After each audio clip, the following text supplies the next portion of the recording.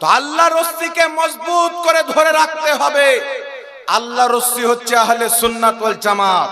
যারা আহলে সুন্নাত ওয়াল জামাতকে ছেড়ে বিভিন্ন দল তৈরি করেছে, তারা যতই কোরআন থেকে দলিল দেখ, হাদিস থেকে দলিল দেখ, তারা কোনোদিন জান্নাতি দলের লোক হতে পারে না। কারণ যেই পথ জান্নাতি হবে, আহলে সুন্নাত ওয়াল জামাত হবে, তাদের অস্তিত্ব 200 বছর পূর্বে থাকবে, 300 বছর পূর্বে থাকবে, 500 বছর পূর্বে থাকবে, 1000 বছর পূর্বে থাকবে। নবী মুস্তাফার যুগ থেকে নিয়ে প্রত্যেক শতাব্দীতে ওই জামাতের আপনার দলিল পাওয়া যাবে, তাদের নিশানি পাওয়া যাবে, ওই জামাতের মান্যকারী লোক পাওয়া যাবে। কিন্তু পৃথিবীর মুসলমান 1847 এর পূর্বে সারা পৃথিবীর মাটিতে লা মাযহাবী নিজের কোনো মসজিদ মাদ্রাসা দেখাতে পারে না। 1847 এর পরে তাবলীগী জামাত নিজের মসজিদ মাদ্রাসা দেখাতে পারে না। দেওবন্দ মাদ্রাসার পূর্বে দেওবন্দি নিজের কোনো মসজিদ মাদ্রাসা দেখাতে পারে না। কারণ এই সমস্ত ফিরকা ইংরেজদের দালালি করে তৈরি করা হয়েছে মুসলমানকে ভাঙার জন্য, মুসলমানকে টুকরো টুকরো করার জন্য। কিন্তু খোদার ইজ্জতের কসম খেয়ে বলি, বরেলী আহমদ রাজা যেই সুন্নি জামাতকে বাঁচিয়েছেন, এই সুন্নি জামাত 200 বছর পুরাতন নয়। আরে মদিনাতে নবী মুস্তাফার রওজার উপরে যে সবুজ গুম্বাদ দেখতে পাওয়া যায়, ওই গুম্বাদ তৈরি করনে वाला সুন্নি জামাতের লোক ছিল মুসলমান। মদিনা রওজাতে গুম্বাদে খাজরা সুন্নি জামাত বানিয়েছেন। খাজা মঈনুদ্দিন চিশতির মাজারের গুম্বাদ সুন্নি জামাত বানিয়েছেন।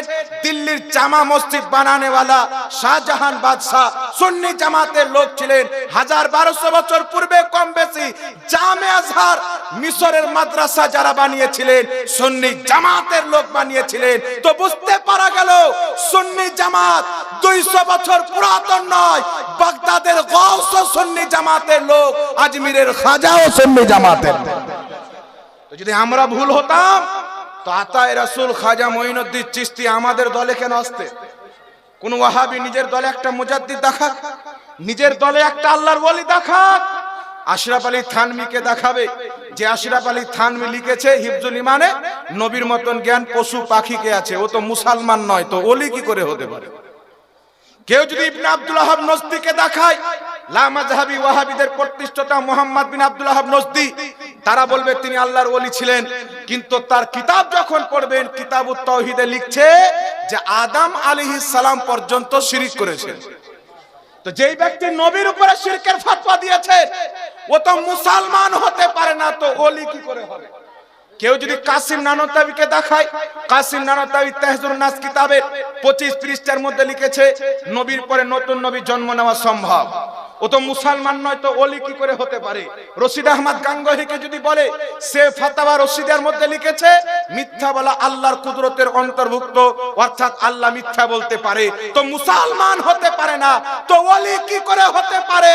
তো এটা ক্লিয়ার কুরআন পাক থেকে হয়ে যায়। এই পবিত্র কুরআন পাকে দুই শ্রেণীর ওলির আলোচনা করা হয়েছে। এক শ্রেণীর ওলিকে বলা হয়েছে আউলিয়া আল্লাহ, আল্লাহ পাকের ওলি। আর এক শ্রেণীর ওলিকে বলা হয়েছে আউলিয়া হুমুত তাগুত, শয়তানের ওলি। তো তোমরা শয়তানের দলের লোক। তাই আশরাফ আলী থানভীর মতন, ইবনে আব্দুল ওয়াহাব নজদীর মতন, ইসমাইল দেহলভির মতন কাফির ও মুরতাদ এবং শয়তানকে ওলি বানিয়েছো। আমরা ঈমানদার লোক, তাই গাউস পাকের মতন আল্লাহর ওলিকে নিজের ওলি বানিয়েছি। যেই ব্যক্তি শয়তানের পথে হবে, তার ওলিও শয়তান হবে। যেই ব্যক্তি খোদার পথে হবে, তার ওলি খোদার প্রিয় বান্দারা হবে। এই জন্য আল্লাহ পাক পবিত্র কুরআন পাকে স্পষ্ট করে দিয়েছেন ইহদিনাস সিরাতাল মুস্তাকিম, আল্লাহ আমাদেরকে সঠিক পথে চালাও। সিরাতাল্লাযিনা আনআমতা আলাইহিম, তাদের পথে চালাও যাদেরকে তুমি পুরস্কৃত করেছো, যাদেরকে নিয়ামত দিয়েছো, যাদেরকে ইনাম দিয়েছো, যাদেরকে পুরস্কৃত করেছো। খোদার ইজ্জতের কসম খেয়ে বলি, দেওবন্দি হোক, লা মাযহাবী হোক, সবার কিতাব দ্বারা প্রমাণ হবে গাউসে আজমের প্রতি আল্লাহর নিয়ামত হয়েছে। গরিব নামাজকে সবাই আল্লাহর ওলি বলে নিজের কিতাবে লিখে রেখেছে। তো গাউসে আজমের পথে চলা, স্বয়ং আল্লাহর পথে চলা, এটা আল্লাহ পাক নিজের কুরআন পাকে বুঝিয়েছে। এখন আমরা আহলে সুন্নাত ওয়াল জামাত আমরা মাযহাব মানি ইমামে আজম আবু হানিফা, ঠিক না বাবা? আমরা হানাফি মাযহাব মানি কি মানি না? এদিকে আপনাদের লক্ষ্য আছে তো? তো আমরা হানাফি মাযহাব মানি। তো কিছু মৌলবি মার্কেটে বেরিয়েছেন, এরা বলতে চাচ্ছে যে কোনো মাযহাব মানা যাবে না। কে বলছে মাযহাব মানা হারাম? আমার কাছে একটি কিতাব আছে, কিতাবটির নাম হলো ফিকহে মুহাম্মাদি। লেখকের নাম কি? যারা মাযহাব মানে না, কখনো আহলে হাদিস, কখনো সালাফি, কখনো গায়র মুকাল্লিদ, মানে যেই ব্যক্তির বাপের ঠিকানা থাকে না, ওর আধার কার্ডে কার নাম চড়া আছে ওই নিজেই জানে না। তো এইরকম দলের লোক হচ্ছে এরা, কখনো লামাযাবি, কখনো ওয়াহাবি, কখনো সালাফি, কখনো আহলে হাদিস, বিভিন্ন রকমের নাম দিয়ে ফিকহে মুহাম্মাদি কিতাবে লিখছেন হানাফি, শাফি, মালিকি, হাম্বলি, এইগুলো মাযহাব মানা হলো শিরক। এই মাযহাব যারা মানে তারা মুশরিক। কিন্তু পৃথিবীর মুসলমান লামাযহাবিদের সবচাইতে বড় মৌলবি ইমাম, যাকে তারা শাইখুল ইসলাম বলে, যার নাম হচ্ছে ইবনে তাইমিয়া। নামটা শুনেছেন না? এরা নিজের আব্বা হুজুর মনে করে। একটি কিতাবে লিখছেন ফিকহে মুহাম্মাদিতে মাযহাব মানা শিরক। আর ইবনে তাইমিয়ার ছাত্র ইমাম ইবনে কাসির রাহমাতুল্লাহ আলাইহি আল বিদায়া ওয়ান নিহায়া কিতাবে লিখছেন যে ইবনে তাইমিয়া হাম্বলি মাযহাবের মান্যকারী ছিল। তাহলে তাদের ফতোয়াতে ইবনে তাইমিয়া মুসলমান না মুশরিক? ইবনে তাইমিয়া তাদের ফতোয়ায় মুশরিক প্রমাণ হলো। এখানে উলামায়ে কেরাম বসে আছেন, কাফিরকে কাফির বলা, মুমিনকে মুমিন বলা, এটা জারুরিয়াতে দ্বীনের অন্তর্ভুক্ত। তো তাদের ফতোয়াতে ইবনে তাইমিয়া হাম্বলি মাযহাব মানতো, তো ইবনে তাইমিয়া মুশরিক হলো। মুশরিককে কেউ যদি মুসলমান মনে করে সেই ব্যক্তি কাফির হবে, আর যেই মুশরিককে শাইখুল ইসলাম মনে করবে তারা তো আরো বড় কাফির হবে। এরা তো শুধু মুসলমান নয়, শাইখুল ইসলাম মনে করে। আর চমৎকার বিষয় হচ্ছে তাদের দলের প্রতিষ্ঠাতা ইবনে আব্দুল ওয়াহাব নজদি, সেই ব্যক্তি নিজেই হাম্বলি মাযহাবের মুকাল্লিদ ছিল। লামাযহাবিদের ইমাম সানাউল্লাহ আমৃতসরি ফাতাওয়া সানাইয়ার মধ্যে লিখতেছে দ্বিতীয় খণ্ডের মধ্যে যে মুহাম্মদ বিন আব্দুল ওয়াহাব নজদি হাম্বলি মাযহাবের মুকাল্লিদ ছিলেন। তাদের দলকে যারা বানিয়েছে প্রতিষ্ঠাতা, তাদেরকে যারা মুজাদ্দিদ আর শাইখুল ইসলাম বলে, তারা মাযহাব মেনেছে। আর আজকের বাংলা পড়নেওয়ালা দাসের বেটা, মুচির বেটা বলছে মাযহাব মানা হারাম। তো তোমার আব্বা কোথায় যাবে? জান্নাতে যাবে না জাহান্নামে? ইমাম ইবনে মাজাহ মাযহাব মানতেন, ইবনে মাজাহ পড়া বন্ধ করে দাও। ইমাম তিরমিজি মাযহাব মানতেন, তিরমিজি পড়া বন্ধ করে দাও। ইমাম আবু দাউদ মাযহাব মানতেন, সুনানে আবু দাউদ পড়া বন্ধ করে দাও। ইমাম তাহাবি মাযহাব মানতেন, তাহাবি শরীফ বন্ধ করে দাও। যিনারা হাদিসের কিতাব লিখেছে তিনারা মাযহাব মানতেন যে বাপের জন্মে মাদ্রাসার জানলা দেখেনি, এ বলছে মাযহাব মানা যাবে না। কিন্তু আল্লাহ পাক নিজেই বলেছেন এই পৃথিবীর মুসলমান তাদের পথে চলো যাদেরকে আমি পুরস্কৃত করেছি। ইমাম আবু হানিফাকে আল্লাহ পুরস্কৃত করেছেন, তার পথে চলার নাম হচ্ছে হানাফি মাযহাব। একটু জোরে সুবহানাল্লাহ হবে না? একটি কিতাব আজ থেকে প্রায় 950 বা 1000 বছর পূর্বে লেখা হয়েছে, 500 হিজরির কিতাব। আমার দিকে তাকান, কিতাবটির নাম হচ্ছে মানাকিবে আবি হানিফা। কি নাম বললাম? কিতাবটির নাম হচ্ছে মানাকিবে আবু হানিফা। এই কিতাবের মধ্যে লেখা আছে সনদ সহ হযরতে আলী রাদিয়াল্লাহু তাআলা আনহু, যিনি ইমামে আজম আবু হানিফার পূর্বে ইন্তিকাল করেছেন, হযরতে আলী মাওলায়ে কায়নাত, জিনার ব্যাপারে রাসূল পাক বলেছেন আনা মদিনাতুল ইলম ওয়া আলিয়ুন বাবুহা, আমি জ্ঞানের শহর, আলী তার দরজা। জিনার ব্যাপারে রাসূল পাক বলেছেন আলীর মহব্বত ঈমানদারের পরিচয়, আলীর বুগজ এবং দুশমনি মুনাফিকের পরিচয়। সেই আলীউল মুর্তজা আবু হানিফা রাহমাতুল্লাহ আলাইহি এখন পর্যন্ত জন্মগ্রহণ করেননি। হযরতে আলী রাদিয়াল্লাহু তাআলা আনহু বলছেন কুফার মাটিতে এমন একজন বিশাল আলিম জন্ম নিবে যার নাম আবু হানিফা হবে। হাজারো লক্ষ লোককে পথভ্রষ্ট হওয়া থেকে এই আবু হানিফা বাঁচিয়ে নিবে। সুবহানাল্লাহ। হযরতে আলীর বক্তব্য সাহাবী। আজ নজদি ওয়াহাবি বলছে যে আবু হানিফা 3টা হাদিস জানতেন। কত বড় চিটার, চিন্তা করছেন? বলছে আবু হানিফা 3টা হাদিস জানতেন। আর ইমামে আজম আবু হানিফার মুকাল্লিদ ইমাম তাহাবি রাহমাতুল্লাহ আলাইহি হাদিসের কয়েকটি কিতাব লিখে দিয়েছে। তো মুকাল্লিদের যদি এত ইলম থাকে তো মুস্তাহিদের কত ইলম হবে, মুস্তাহিদের কত ইলম হবে। হযরত আলী রাদিয়াল্লাহু তাআলা আনহু বলছেন কুফার মাটিতে একজন বিজ্ঞ আলিম হবে, মুস্তাহিদ হবে, জিনার কুনিয়াত হবে আবু হানিফা, নাম নোমান বিন সাবিত।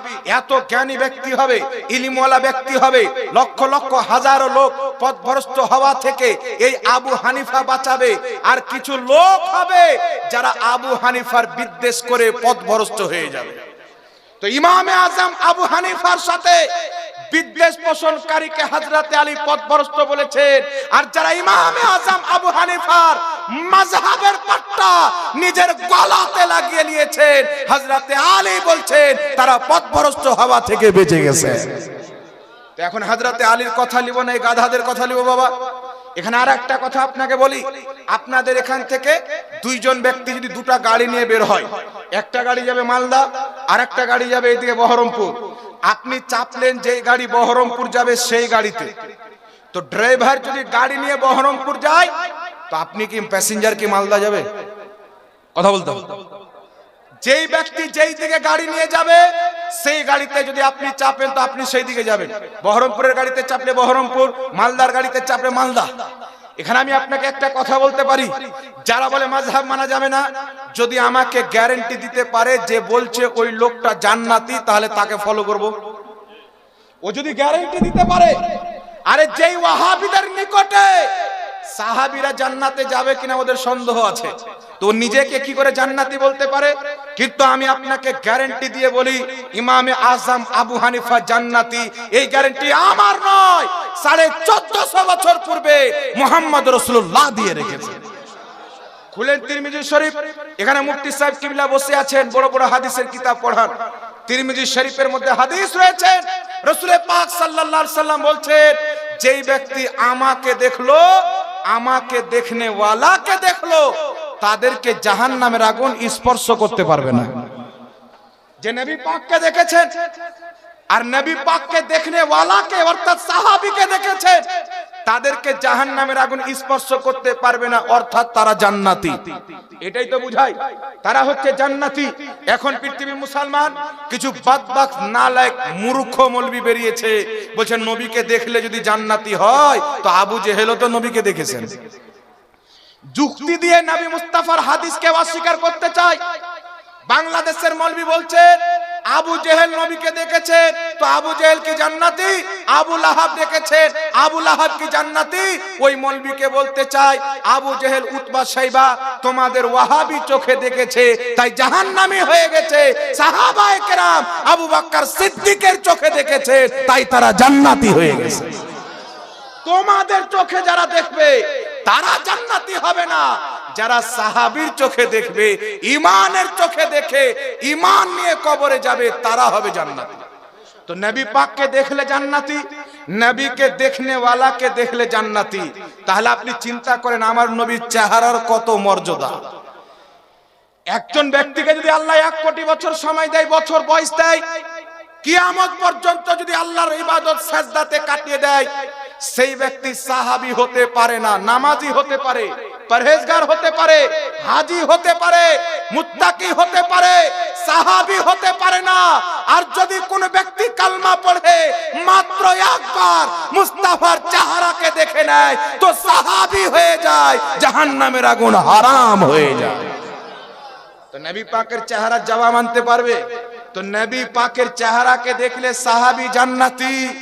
তো যেই নবী আল্লাহ পাকের দিদার করেছেন ওই নবীর কি শান হয়? নবীকে দেখার যদি এই আলাম হয় তো খোদাকে দেখার কি আলাম হয়? তো যেই ব্যক্তি নবী পাককে দেখবেন এবং সাহাবীকে দেখবেন, তাদেরকে জাহান্নামের আগুন ছুঁইতে পারবে না, অর্থাৎ তারা হচ্ছে জান্নাতি।